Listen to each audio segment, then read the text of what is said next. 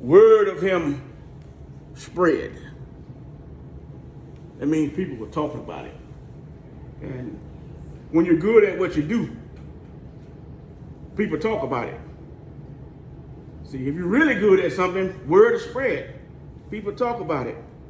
Or if you're very bad at it, they'll talk about it. And this doesn't mean that if you're average, people won't talk about it. It just won't spread throughout the land. It probably just go over to your neighbor and they hear it, and then that's it. You know, mediocrity, average.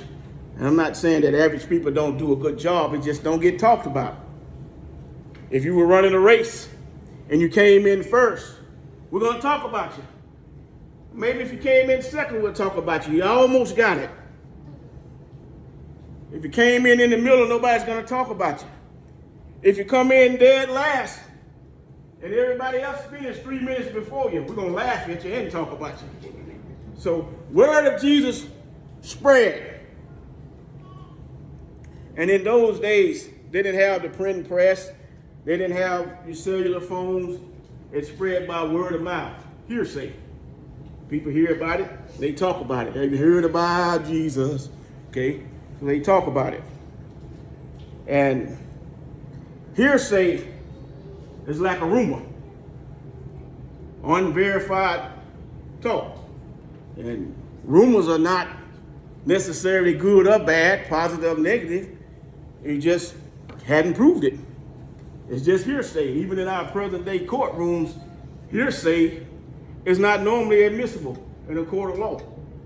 On the Mosaic law, for something to be established, you had to have at least 2 witnesses. So we're not saying that hearsay is a bad thing.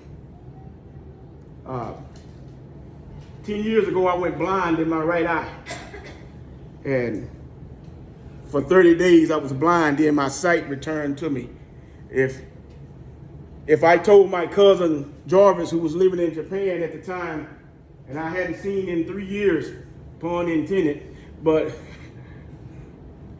I was blind and now I see because Jesus laid hands on me. It's true, but to him it's just hearsay. If my cousin Jarvis goes and tell my 5 best men, Sam Raleigh, James Thomas, Greg Duarte, Cara Brady, and if I miss somebody, I keep that field spot open. And he tells them, Steve told me that Jesus healed him. It's the truth, but it's still hearsay. And then if Cara Brady goes and tells his congregation at the Central Union Church of Christ, right outside of Killeen, advertising, no, goes and tells his congregation, Jarvis told us that Steve said that Jesus healed him. It's still hearsay. It's true, but it's still hearsay. But if somebody in that congregation overhears it and said, I'm blind, or I have some problem, let me try this Jesus who they say that Steve said healed them, and then they call on the name of the Lord, then hearsay is very effective. So, word of Jesus was spreading throughout the region. And the Bible says that